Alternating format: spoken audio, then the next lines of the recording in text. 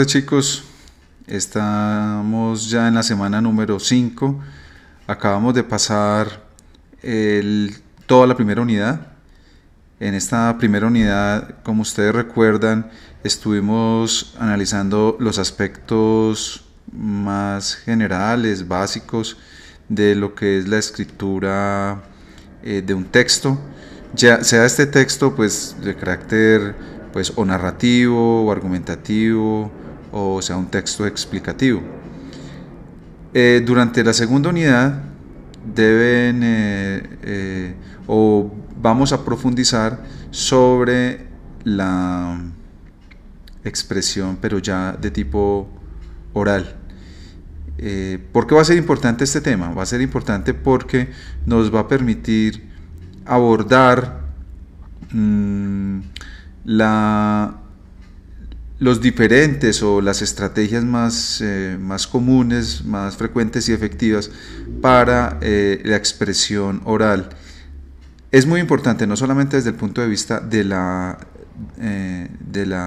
cotidianidad, ¿cierto? Con los amigos, con la gente, en el trabajo, en el entorno universitario, sino que es muy importante y va a ser de gran ayuda para ustedes a la hora de las exposiciones. En todas las clases, o fundamentalmente casi en todas, van a tener que estar viendo o exponiendo textos. Y lo más frecuente es que pues a algunos les dé miedo, algunos se pongan a sudar, que les tiemble la voz, que no, ya se les olvide todo lo que estaban diciendo. Eso es bastante frecuente.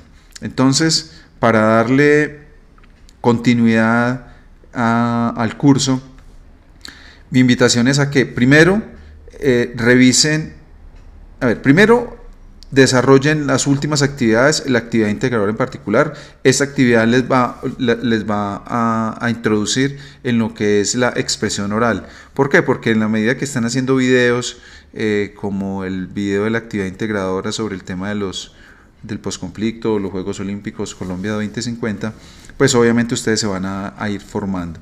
Segundo, que revisen los contenidos temáticos de la semana número 5. Allí van a encontrar fundamentalmente dos textos.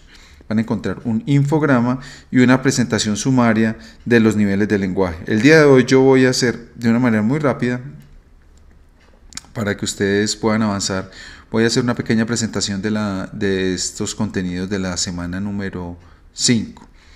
Cualquier duda que tengan, por favor me la hacen saber. Entonces, arranquemos.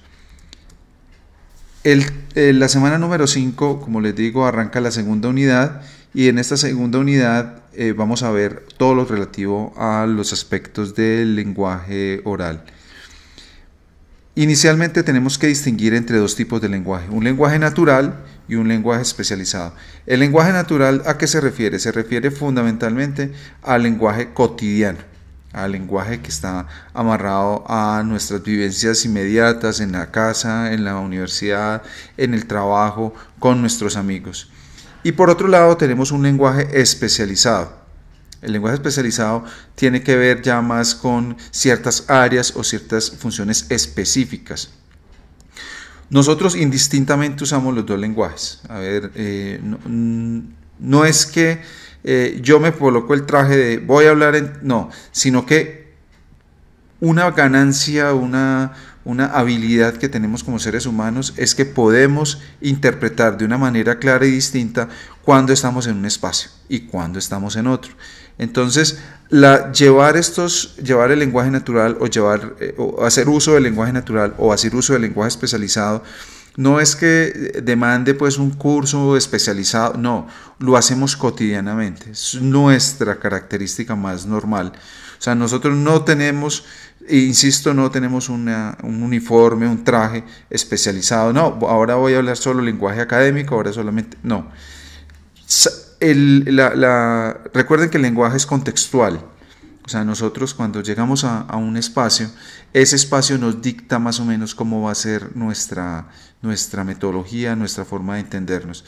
Entonces, hay cierta organicidad, ¿cierto? Hay cierta forma sutil, suave, delicada de avanzar en cuanto al tema del lenguaje. Entonces, la primera gran distinción es niveles de lenguaje entre lenguaje natural y lenguaje especializado. El lenguaje natural lo distinguimos en lenguaje popular, lenguaje de nivel familiar y lenguaje coloquial. ¿De qué habla el lenguaje popular? El lenguaje popular es aquel que desafortunadamente buena parte de la población, y especialmente de la población colombiana, hace uso cotidiano. Se caracteriza por tener muy limitado rango de palabras. Como todo, o sea, aquí hay también una cosa cuantitativa. O sea, si nosotros pensamos en nuestro bagaje y nuestro acervo gramatical y cultural, vamos a ver que en la medida en que es más alto, pues obviamente vamos a tener mayor posibilidad de uso de palabras. En la medida que nuestro acervo cultural o gramatical es más bajo, pues desafortunadamente nuestro nivel de palabras disminuye, nuestra cantidad de palabras disminuye. Asimismo disminuye la construcción de las oraciones. Entonces, en la medida que nosotros tenemos una mayor interacción con la academia o con experiencias culturales o con espacios de enriquecimiento espiritual, pues vamos a desarrollarnos mucho más, vamos a tener una mayor plétora, pues aprovechando que podemos ampliar estos lenguajes, una mayor plétora de significados y de expresiones. Entonces, nos dice esta presentación que el lenguaje empleado para cubrir las necesidades expresivas más elementales incluye aproximadamente 2.000 palabras de uso común y 5.000 de uso poco frecuente, cuyos significados no es necesario exponerlos, se comprenden muy fácilmente. Entonces, el primer nivel de ese lenguaje natural es el nivel popular. El segundo nivel es el lenguaje familiar. Este está caracterizado por expresiones y frases que dentro de la familia tienen un significado especial y concreto, ya sea porque vienen de una tradición o porque surgieron a partir de las expresiones curiosas de los hijos cuando aprenden a hablar. Recordemos, y esto no es superficial, que el lenguaje nosotros lo aprendemos de nuestros padres. O sea, el lenguaje se construye generación a generación. Recordarán, pues, para los que tienen hijos o para los que han podido tener la oportunidad de estar o compartir con niños pequeños, que las primeras palabras, no necesariamente la primera palabra puede ser mamá, papá, eso no es gratuito, porque en la medida que ese padre o esa madre están con sus hijos, pues empiezan a promoverles que ellos expresen a los niños. Entonces, no sé, a la edad de un año y medio, ya empiezan a decir ma, pa, tete, no sé qué. Ese tipo de cosas, ¿de qué depende? Pues obviamente depende de la cotidianidad o el espacio que se le brinde a ese niño o a esa persona. Entonces, el lenguaje familiar es nuestro primer acercamiento al lenguaje. Desafortunadamente, hay familias en donde se promueven espacios muy amplios de manejo de la lengua, hay lectura en voz alta, a los niños se les llevó a espacios donde podían crecer. Y esa oportunidad que es brindada desde el núcleo familiar más íntimo, pues va a ser significativa porque va a ampliar suficientemente el lenguaje hacia el futuro, ya cuando las personas son adultas. Entonces la invitación es para aquellos que tengan niños, sean padres o sean madres, promuevan la lectura, promuevan el ejercicio con los niños. Ellos, o sea, no es que el computador lo resuelva todo, el celular lo resuelva todo. Es que mi niño está aburrido, entonces prendámosle el televisor que ahí se entretiene. No, o sea, se pueden hacer otras cosas chéveres, también divertidas y que les pueden ayudar suficientemente. Entonces, ese es el segundo nivel de ese lenguaje natural. El tercer nivel es el lenguaje coloquial. Es el que mayor número de hablantes utiliza. Todos practicamos este nivel de lenguaje en nuestras relaciones cotidianas. Por ejemplo, cuando conversamos con una persona con la que no tenemos suficiente confianza. Se caracteriza por la riqueza y variedad de palabras. Ahorita todito, frases como estoy mamado, vengo muerto, me importa un carajo, me importa un comino. Oraciones como no me diga, cómo no... uy, qué paila, y ciertas muletillas, o sea, cierto, vale, bueno, etcétera. El lenguaje coloquial ya tiene que ver mucho más con nuestra interacción con la sociedad, con núcleos sociales. Normalmente, más allá de la familia, es decir, más allá de la puerta del hogar, lo que nos entendemos es con amigos, con el vecino, con el señor de la tienda, con el señor del bus. Con este tipo de cosas genera una dinámica y propicia un lenguaje. Ese lenguaje o ese nivel de lenguaje tiende a caracterizarse por expresiones más o menos comunes entre todos. O sea, si yo, por ejemplo, en Costa Rica utilizo, uy, no, qué paila, pues probablemente nadie me va a entender allá. O sea, pensará que estoy aludiendo a una paila de cocinar, para cocinar algo, no sé, cualquier cosa. El lenguaje, y otra vez nos tendríamos que volver a la semana número 1, cuando hablamos sobre la comunicación. El lenguaje se debe a un contexto. Entonces, por eso, el nivel coloquial del lenguaje natural tiene que ver con la inserción de nosotros como seres humanos en un contexto. Entonces, ese es más o menos el lenguaje natural. Insisto, y eso ya lo habíamos planteado ahorita, es muy orgánico, o sea, se da, o sea, es ahí. ¿Por qué? Porque me encuentro con la gente, me encuentro con mis amigos, con el novio, con la chica, bueno, y es muy fácil de hacerlo. Ya vamos entonces a entrar a un lenguaje mucho más elaborado, mucho más específico. Entonces, ese lenguaje especializado se divide en 4, entre lenguajes específicos, lenguajes científicos, lenguajes cultos y lenguaje poético. ¿De qué habla el lenguaje específico? Se caracteriza por utilizar vocablos y expresiones que pertenecen a campos específicos de la actividad humana, comunicados de prensa, entornos políticos, juegos de azar, deporte, pesca, etc. O sea, tiene que ver con funciones muy específicas. En las cartas, entonces, el que suscribe dice afectísimo, la presente es para, se despide de usted, amable servidor. Bueno, expresiones así, uno no las entiende en un sentido literal, sino que uno las entiende como parte de una fórmula, ¿sí? Como que hace parte de un código. Es muy importante esto, es un código. O sea, es específico este lenguaje, porque no permanentemente yo no digo apreciado amigo, no, normalmente uno se encuentra con un amigo y pues rico manifestarle cariño y simpatía, pero le dice hola, ¿qué más? ¿Cómo le va? ¿Cómo ha estado? Claro, depende pues del nivel de interacción que tenga con esa persona. Bueno, hay otro tipo de lenguajes específicos, como por ejemplo en los deportes, fuera de gol, gol de antología, ocasión de gol, rozar las mallas, árbitro de la contienda, dio en el travesaño, bueno, una cantidad de córner, etc. En la publicidad se utilizan también algunos de estos lenguajes, como por ejemplo super chic, ultraligero, compacto, versátil, mórbido, etc. Y en muchos otros escenarios, o sea, en muchos escenarios. Piensen ustedes, por ejemplo, en cuanto a tecnología, y ahí van a tener todo un nicho, una cantidad de expresiones. Ya nosotros, pues, el celu,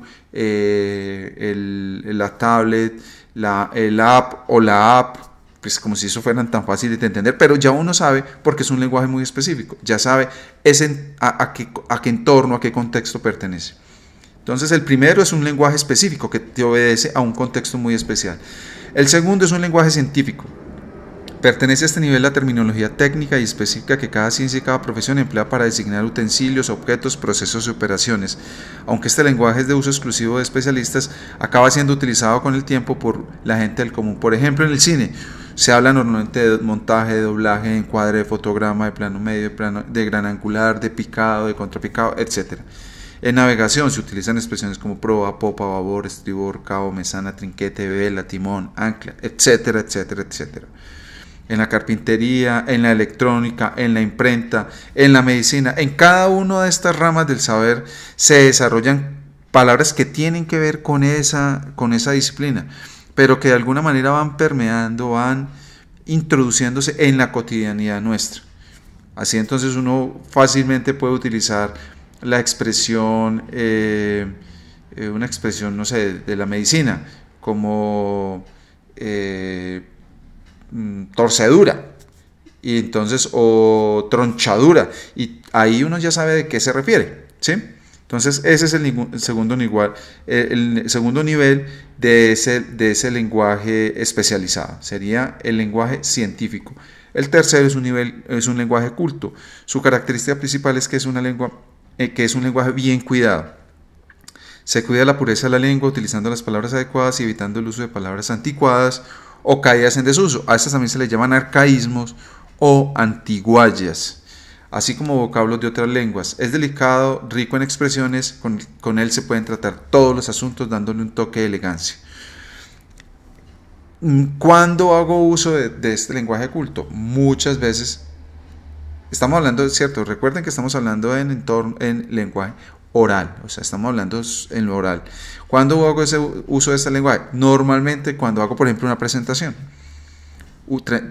que utilizo expresiones más técnicas, o sea, me salgo del lenguaje coloquial, me salgo de ese lenguaje natural y utilizo unas expresiones más técnicas, trato de no estar cayendo ni en el dequeísmo, ni en el ceseo, ni el...